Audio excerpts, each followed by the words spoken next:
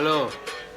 Nah, ini nih akibat lockdown kita jadi lihat semua pojokan-pojokan rumah. Nah, ini ada pojokan satu nih yang belum kita lihat nih. Ya, ini dulunya adalah home theater, jadi studio foto, jadi studio recording. Nah, tapi sekarang jadi studio transit alias gudang. Kita lihat ya.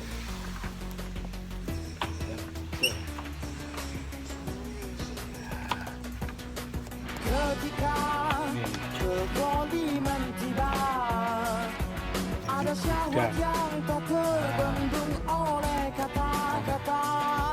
Ini dulu home theater awalnya, ya. Terus hobi foto, terpasang semua layar maupun lighting segala macam. Nah, kemudian anak saya keluar negeri sekolah, studio recordingnya ditutup, pindah ke sini. Nah, jadi studio recording di sini. Nah, ini komputer dan sebagainya nih. Ini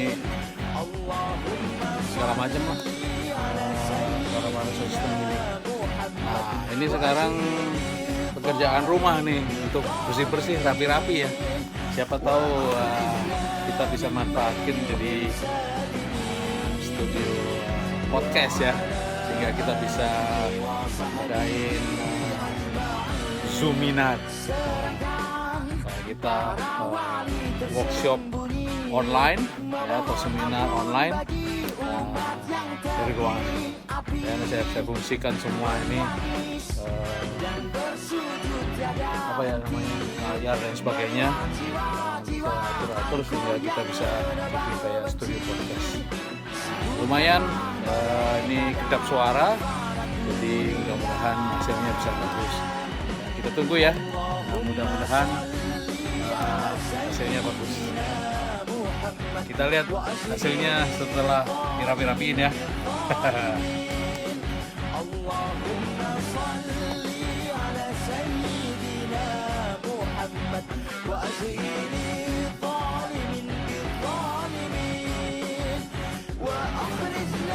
Oh ya, cahayanya kurang. Ya betul-betul. Cahaya emang belum saya nyalain lampunya. Ini belum di setting cahayanya. Thank you Mas Aditya masukannya. Ada Mas Jasuli juga dari Areman. Mas Sartono, jelas kok Pak. Oh, thank you.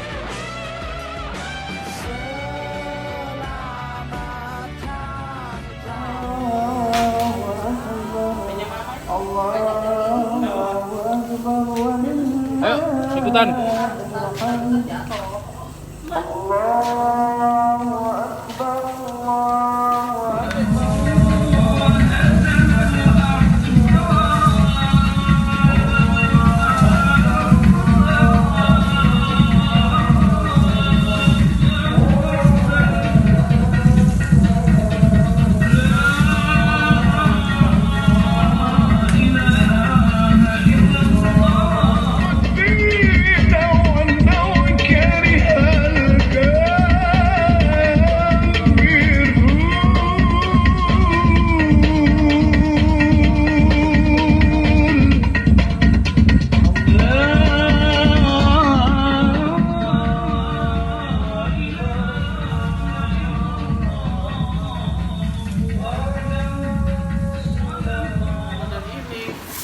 Syukur alhamdulillah kita bisa full terawih 1 bulan berjamaah pula, walaupun di rumah sendiri ada keluarga, namun ini nggak ada bolongnya nih, full. Artinya kalau dibanding tahun yang lalu, tahun ini lebih baik. Nah, pastinya lebih banyak lagi. Mungkin baca Quran kita tahun ini jauh lebih banyak daripada tahun lalu. Nah, kita coba introspeksi ini, kita bandingkan tahun lalu dengan tahun ini, sehingga kita bisa tahu bahwa apa yang sudah kita lakukan ini mungkin adalah maksimalnya tahun ini. Walaupun kita nggak boleh merasa puas bahwa ini sudah maksimal, tapi setidaknya kita tahu bahwa ada yang lebih dibandingkan tahun kemarin. Karena ibadah itu ada yang tangible dan intangible. Yang tangible itu bisa dihitung, itu kayak sholat sendiri dibanding sholat berjamaah itu 27 derajat lebih banyak. Nah, itu kan tangible bisa dihitung. Jadi kita bisa tahu kan bahwa kalau kita sholat sendiri 1 tahun dibandingkan sholat berjamaah 1 tahun, itu kalau kita mau kejar pahalanya yang jamaah 1 tahun ini diperlukan berapa puluh tahun bagi kita untuk mengejar pahala sholat jamaah. Ini baru 1. Nah, ini akan banyak sekali sehingga kita bisa menghitung. Nah, kita masih berada di masa pandemi COVID-19 ini, yang kemungkinan kita masih harus lockdown diri lagi. Tidak tahu sampai kapan, tapi setidaknya kita berada di Jakarta ini moga-moga sampai 4 Juni ini. Setelah itu ada pelonggaran. Itu pun karena daerah-daerah lain di Indonesia ini masih baru saja PSBB, artinya sekarang epicentrum sudah berpindah ke Jawa Timur. Namun kita tahu bahwa masa Lebaran lewat, bisa jadi mereka-mereka ini yang kemarin mudik atau pulang balik lagi ke Jakarta. This is the time, this is the critical time, bahwa apakah kita bisa menjaga Jakarta ini rupanya penularannya sudah menurun seperti yang sekarang terjadi, ataukah balik lagi.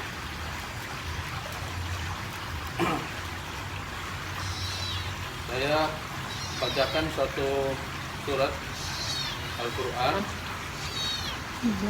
surat Ar-Ra'd ayat 11. Sesungguhnya Allah tidak akan merubah nasib suatu kaum kecuali mereka merubahnya sendiri. Nah, coba kita analisa ini ya, dengan situasi yang terjadi. Hari ini kan trennya adalah terserah, karena banyak saudara-saudara kita yang tidak mengindahkan aturan-aturan sebagaimana layaknya kita harus memerangi COVID ini dengan cara memutus rantai penularan dengan tidak berpindah tempat. Namun 2 bulan atau bahkan hampir 3 bulan di Jakarta ini fenomenanya pada tidak mematuhi protokol ini, sehingga kita nggak tahu apakah ini bakalan menjadikan satu malapetaka bagi kita sehingga kembali lagi kurva penularan menaik atau bagaimana. Kita sama-sama menginginkan bahwa kurva penularan ini menurun sehingga kita bisa masuk ke new normal lagi. Nah, saking keselnya ini tenaga medis saya bilang terserah lu deh, kalau lu keluar kayak begitu ya udah. Kalau Indonesia terserah. Nah, sampai lebih lebar lagi dibilang Indonesia terserah, karena ya sangat sulit ini, baik apa nih ya, peraturannya yang tidak bersamaan, yang apa ya, seolah memberi kelonggaran gitu ya. Nah, ini, walaupun kita di dunia ini nggak ada negara yang bisa klaim bahwa cara saya atau model saya lebih bagus, belum ada. Namun secara logik aja kita sudah tahu, karena apa? Kita dari awal sudah dikampanyekan bahwa untuk memutus penularan ini adalah kita harus melockdown diri atau kita stay di rumah aja. Nah, Nah ini nggak kejadian sehingga marahlah tenaga medis ini dengan kampanye mereka sendiri, yaitu terserah. Bukan mereka aja, nah, sampai tukang gali kubur itu pun menyatakan yang sama. Mereka lah mungkin yang paling serem gitu, paling tahu the real situation itu, karena mereka yang ngukur, mereka yang nyiapin lahan. Sampai mereka bilang bahwa ini DKI ini udah tahap ketiga, udah saya siapin cukup untuk 1.000 lebih. Terserah lo mau rame-rame kumpul-kumpul di bandara, kumpul-kumpul di mall gitu, berakhirnya di sini nih, di lubang. Atau lo di rumah sendiri, terserah lo. Nah ini ya sampai rapper-rappernya itu membuat sesuatu kreativitas yang untuk mengekspresikan entah itu kesalahannya atau peringatan bagi yang lain, sebetulnya karena berisi seperti itu bisa dikanal. Tapi yang kita coba korelasikan dengan ayat dari Allah tadi, bahwa sesungguhnya Allah tidak akan merubah nasib satu kaum kecuali berubah. Itu kan seolah-olah Allah bilang terserah lo. Allah pun juga bisa bilang gitu, terserah lo mau berubah apa enggak. Jadi yang bisa ngomong terserah lo ini, kalau tadi ini dengan situasi ini manusia ya gitu, Allah bilang juga bahwa terserah lo. Ya, ini ayat Al-Quran, terserah lo. Kamu mau berubah, ya berubah. Karena Allah tidak akan merubah nasib kecuali mereka sendiri. Artinya apa? Ya kita ini mau seperti apa, seperti penjaga kubur atau penggali kubur tadi yang bilang, terserah lu mau rame-rame kena COVID, berakhir di kubur sini, atau lu menghindari lubang kubur ini. Ya, jadi ini mungkin message yang untuk kita jaga untuk kita sendiri, karena kita punya satu area of control. Jadi kalau kita sekarang berada di area organisasi terkecil di pemerintahan ini atau di dunia Indonesia ini, which is keluarga, yang kita bisa kontrol keluarga ya keluarga. Kalau kita punya level kontrol yang lebih besar, misalnya satu RT, ya satu RT dikontrol. Lebih besar lagi, satu kelurahan, satu kecamatan, satu provinsi, sampai satu negara. Semua punya peran untuk mengontrol. Dan kita berada di balai organisasi terkecil, keluarga kita kontrol. Inilah kekuatan iman kita lagi diuji. Karena sebetulnya saya pernah bertanya kepada Pak Ustadz Muta'alif, Pak Ustadz, wabah seperti ini pernah terjadi nggak di zaman Nabi? Pernah. Ya kalau pernah pasti ada rumusnya dong, ada formulanya dong dari Nabi. Ada. Rumusnya adalah don't live in infected area or don't visit infected area. Cuman itu. Kalau ada suatu wabah di antara itu, jangan keluar meninggalkan tempat itu.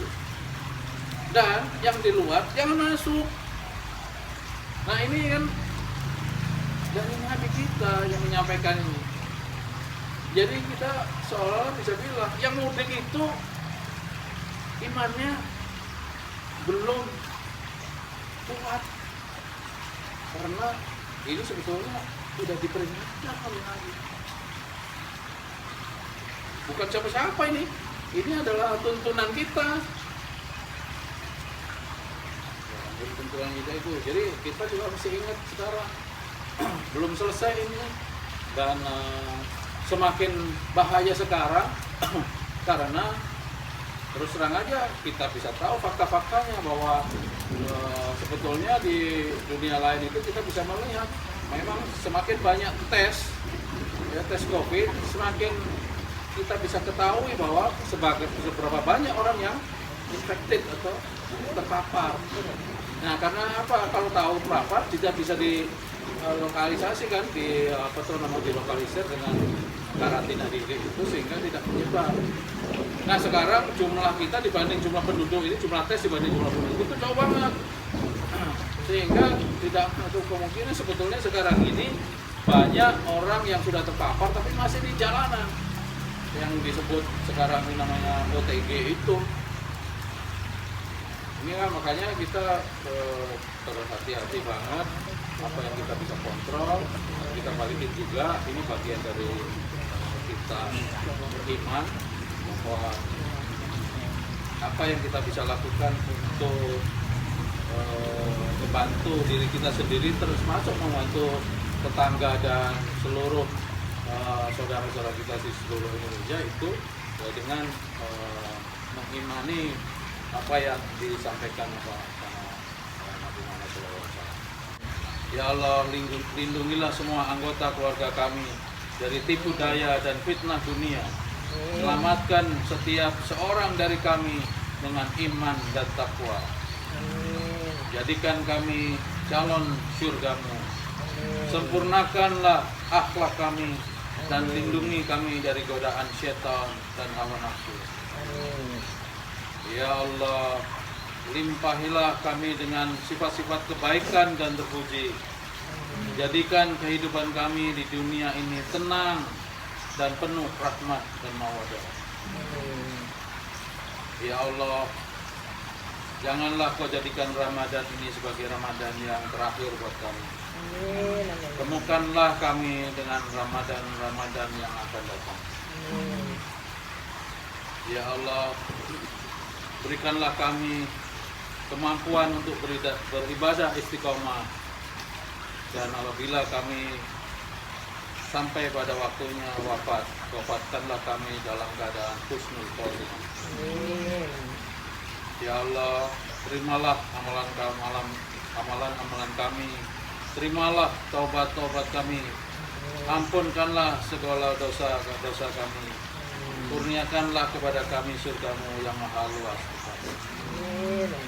Allahumma innaka afuwun tuhibbul afwa fa'fu anni. Allahumma innaka afuwun tuhibbul afwa fa'fu anni. Allahumma innaka afuwun tuhibbul afwa fa'fu anni. Amin amin amin ya rabbal alamin. Assalamualaikum. Allahumma salli ala sayyidina Muhammad wa ashghili zalimin bizzalimin. Allahumma salli ala sayyidina Muhammad wa ashghili zalimin bizzalimin wa akhrijna min bainihim salimin wa ala alihi wa sahbihi ajma'in. Serahkan para wali tersembunyi, memohon ampun bagi umat yang tergiring api, menangis dan bersujud tiada henti, melihat jiwa-jiwa angku yang menebar benci. Sibukkanlah mereka dalam para dunia. Allahumma salli ala sayyidina Muhammad wa ashghili